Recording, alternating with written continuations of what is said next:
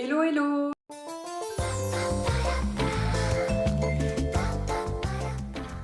J'espère que vous allez tous très bien. Moi je suis trop contente de vous retrouver dans cette vidéo parce qu'aujourd'hui on va parler de la lentille. Vous l'aurez compris, de toute façon c'était marqué dans le titre. Aujourd'hui on va parler de ma grossesse, de comment je l'ai appris et comment j'ai vécu le début de ma grossesse jusqu'à aujourd'hui, où est-ce que j'en suis, comment j'ai appris que j'étais enceinte.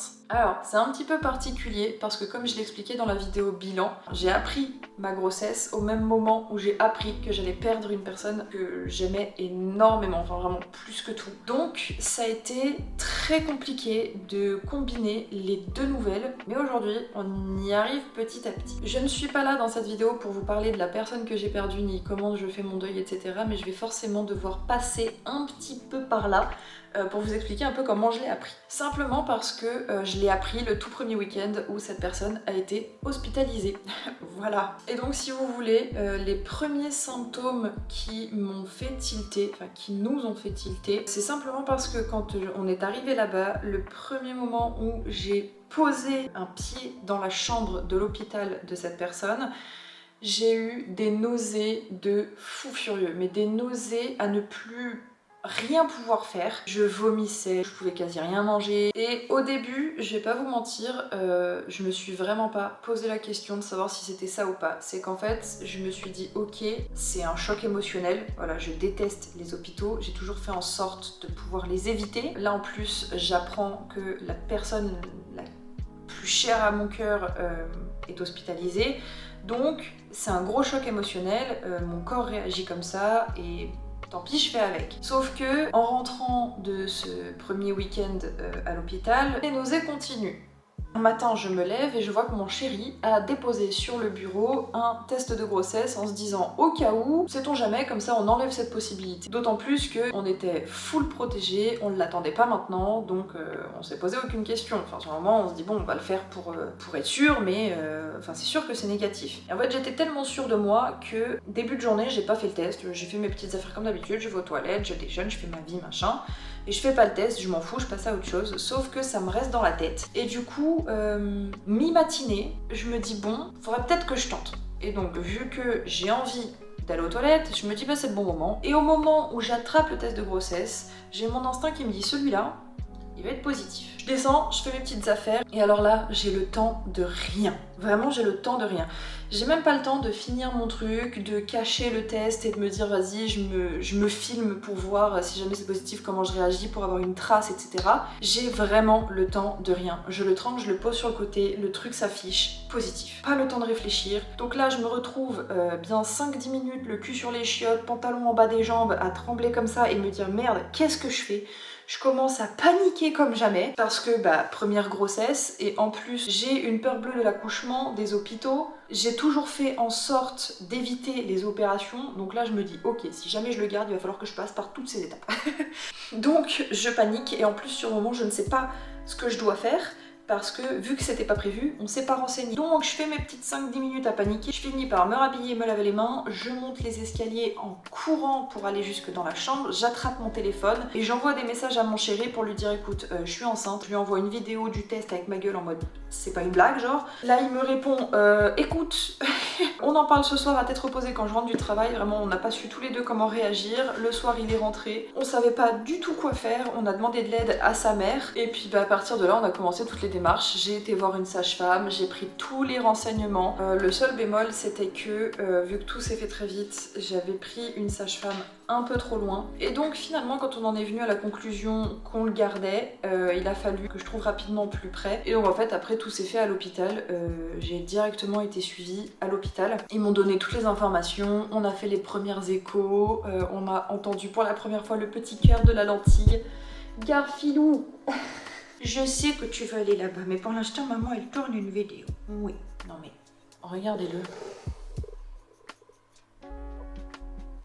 Donc j'ai commencé à me faire une pochette avec tous les documents mois par mois parce que j'ai entendu trop de femmes dire je me suis retrouvée dans la merde quand on m'a demandé mon dossier depuis le début de la grossesse. J'étais en mode ok, moi je veux pas que ça m'arrive, donc vraiment depuis le début je mets tous les documents là-dedans, j'ai tout qui est répertorié mois par mois, les ordonnances, les papiers un peu fouillis, j'ai vraiment tout dedans, d'accord? J'ai même le test de grossesse, au cas où on me le demande, on sait jamais. Et donc voilà, après c'est la suite logique des choses. On a commencé à chercher un peu des prénoms, parce qu'on sait pas encore du coup si c'est une fille ou un garçon. Donc on a commencé à chercher des prénoms des deux côtés, commencé à aller faire les magasins, liste de naissance, tout ça. Et je vais pas vous mentir que je suis un peu partagée entre le j'ai hâte qu'il arrive et en même temps pas du tout. Parce que j'ai trop envie et j'aime trop le fait de profiter de ma grossesse, du fait qu'il soit dans mon bidou, bien au chaud. J'aime trop en profiter et en même temps j'ai tellement hâte qu'il soit là pour faire mon rôle de maman. Mais bon voilà, après il y a des petites inquiétudes, tout ça par rapport aux travaux de la maison. Est-ce que ce sera fait à temps? Est-ce qu'il pourra avoir sa chambre quand il va arriver? Est-ce que nous, on pourra vivre dans cette maison quand il va arriver? Est-ce qu'il va se sentir bien avec nous? Est-ce qu'on fera les choses correctement? Enfin bref, plein de questions qui se posent, mais je pense que c'est normal. Alors, rentrons dans le vif du sujet. Comment j'ai vécu le premier trimestre de cette grossesse? Le trimestre le plus compliqué. Et d'ailleurs, je trouve qu'on n'en parle pas assez, mais en même temps, ça dépend tellement des femmes, ça dépend de la grossesse, ça dépend de plein de choses. Parce que une même femme pourrait avoir genre 12 grossesses différentes. Là, je vais vous parler de comment moi je vis cette grossesse-là. Ça ne veut pas dire que si je refais d'autres enfants par la suite, je le vivrai de la même façon, et ça ne veut pas dire qu'une autre femme le vivra de la même façon. Je suis essoufflée.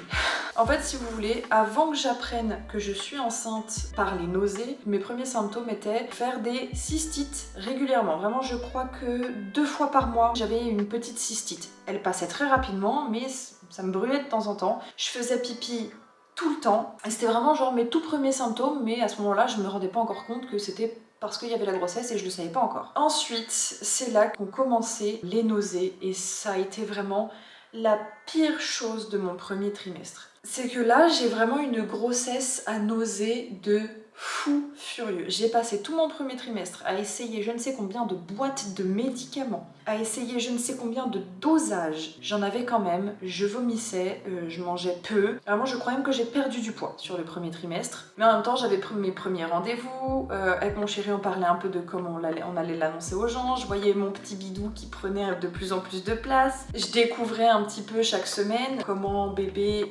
grandissait, ce qui se développait chez lui. Donc voilà, il y a quand même beaucoup de bons côtés. Donc voilà, mon premier trimestre, ça a surtout été ça. Et là, je suis tout juste passée dans le deuxième trimestre parce que je commence mon 5e mois. J'ai bientôt un nouveau rendez-vous avec ma sage-femme. Je ne sais pas si à ce moment-là j'apprendrai le sexe ou pas, ou si vraiment il va falloir attendre l'échographie deuxième trimestre, donc qui sera normalement en février si tout va bien. Mais comment est-ce que je vis ce deuxième trimestre? Alors, on m'avait dit, tu verras, une fois le premier trimestre passé, les nausées passent, le deuxième trimestre c'est incroyable, c'est là où t'as le plus la pêche, c'est le meilleur trimestre et tout. J'aurais pas dû écouter ces gens-là. Alors il est tout aussi incroyable parce que je commence à sentir bébé bouger à l'intérieur. Et puis même je sais que voilà, bientôt je vais apprendre le sexe, etc. Je commence un petit peu à acheter des petits trucs par-ci par-là. Donc c'est pareil, c'est incroyable. Mais en même temps il y a tous ces côtés négatifs qui font que je vis difficilement cette grossesse. On m'avait dit les nausées ça va passer et en fait pas du tout. Alors c'est passé un petit peu pendant le 4e mois parce que je continuais de prendre les cachets contre la nausée. J'ai voulu essayer d'arrêter là il y a pas longtemps pendant 2 jours. Ça a été les 2 journées les plus horribles de ma vie, d'accord? Nausées, vomissements, tout ce que vous voulez. Donc voilà, faut que je continue de prendre les médicaments parce que ce n'est pas fini. Et là, ça fait je crois 2-3 jours que j'ai repris les médicaments et aujourd'hui j'ai encore quelques remontées acides, j'ai encore quelques nausées. Et je suis aussi et surtout très essoufflée. Quand je parle, quand je bouge, même de rester assise, je suis pas bien. Couchée, je suis pas à l'aise, assise, je suis pas à l'aise, debout, je suis pas à l'aise, parfois il faut que je me lève un peu, que j'aille marcher, d'autres fois il faut que je me couche, que je m'étire, machin, j'ai le bidou qui commence à prendre de la place, donc j'ai mal au dos, j'ai mal aux jambes, j'ai très mal aux jambes, j'ai beaucoup de courbatures.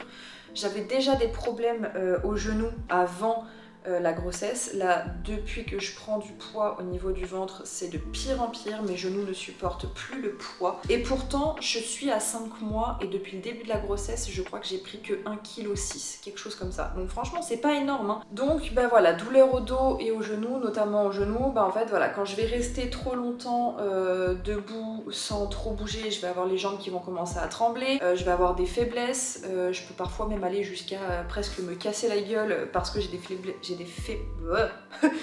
faiblesses dans les genoux. Donc voilà, je suis essoufflée, j'ai beaucoup de nausées, j'ai aussi des douleurs au ventre, mais alors là par contre on m'avait pas prévenu. Je ne savais pas que les contractions pouvaient commencer si tôt. Parce qu'en fait, moi il y a un soir où en fait si vous voulez, de temps en temps, le ventre ça va tirer, ou alors je vais avoir des mini contractions. Il va devenir tout dur, ça va tirer un peu, machin. Mais il y a un soir où vraiment j'étais dans le lit, posée, je crois que j'étais semi-assise, j'étais je crois sur mon téléphone ou je parlais avec mon chéri, je sais plus trop. J'ai eu une douleur, mais alors vraiment quand je vous dis une douleur, c'est limite ça a été insupportable. Heureusement ça n'a pas duré très longtemps. Ça m'a vraiment tiré tout le bas du ventre, c'est monté jusqu'en haut à presque me couper la respiration. Pareil dans tout le dos jusqu'en haut et ça a tiré pendant seulement 30 secondes, peut-être 1 minute max, mais une douleur insupportable. Donc en plus de mes genoux qui flanchent, le fait que je tombe, j'ai des baisses de tension. Je crois que je dois faire 4-5 baisses de tension dans la journée. Je commence à avoir des petites étoiles, parfois je me sens partir, hop je respire un peu, ça va mieux. Et pourtant je mange suffisamment. Je suis extrêmement fatiguée, enfin, voilà. Donc j'ai commencé à me poser des questions. Je me suis dit bon, je commence à tomber, je commence à avoir énormément de baisses de tension, des vomissements. J'ai des douleurs dans le ventre que je trouve pas normales. Parfois ça m'arrive de pas sentir mon bébé. Genre vraiment je commence à me dire mais... qu'est-ce qui se passe? Genre à tout moment, il se passe un truc qui est pas normal. Donc je vais en urgence chez le médecin et elle me dit écoutez, là faut lâcher prise. Elle me dit c'est normal, mais c'est que vous faites trop d'efforts. Vous vivez votre grossesse comme ça, il va falloir arrêter et vous reposer un maximum. Donc voilà, je fais de la kiné, j'ai dû aller voir un ostéopathe qui m'a fait un peu de bien sur le moment, mais là... ça va déjà plus. Donc j'essaye de continuer de bouger un peu, de marcher dès que je peux, c'est pas très long. J'essaye de bouger un maximum, mais bon malgré tout, il y a des bons côtés. Voilà, le fait de sentir bébé dans le ventre commencer à bouger, commencer voilà à trouver des prénoms petit à petit, se demander un peu est-ce que c'est un garçon, est-ce que c'est une fille, j'ai vraiment trop hâte de savoir ça par contre. Voilà, faire la liste de naissance, commencer à acheter 2-3 trucs par-ci par-là pour bébé. Bon même si on n'achète pas beaucoup parce que je vais pas vous mentir, j'aime pas trop les stéréotypes de le rose c'est pour les filles, le bleu c'est pour les garçons, mais dans les magasins c'est vraiment ça quoi. C'est vraiment la partie fille, il y a v'là le choix, des petites robes, plein de trucs roses, des paillettes, des personnages, bref, plein de trucs. Et pour les garçons, je trouve qu'il y a un peu moins de choix. C'est vraiment, je sais pas, je trouve ultra cliché. Et en même temps, sans vous mentir, je suis beaucoup trop attirée par tous les trucs de petites filles, les petites robes, ou même tous les trucs sur lesquels il y a le personnage Marie des Aristochats, le personnage Disney.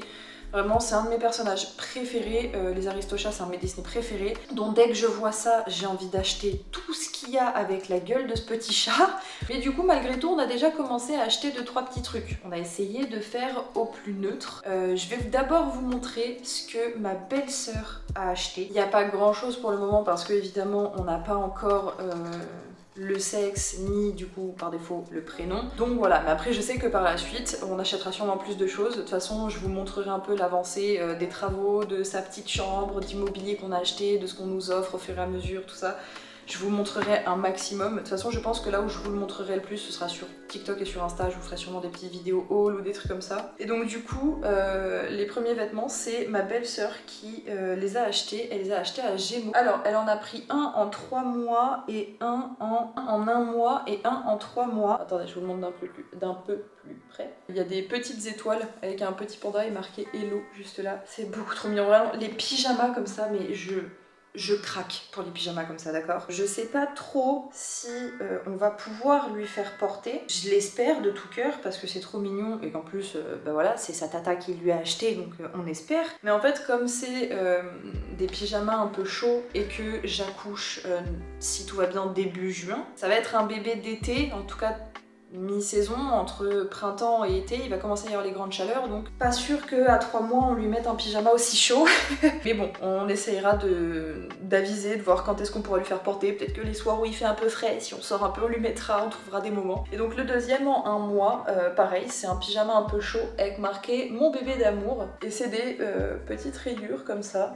Pareil, trop mignon. Bon, je vais pas vous mentir, un peu moins fan de celui-là, j'aime beaucoup l'autre. Ensuite, je vais vous montrer ce que mon chéri et moi, on a acheté. Donc c'est vraiment du neutre as fuck. On a 3 petits bodys, c'est du 1 mois, pareil. Je prends pas du 0...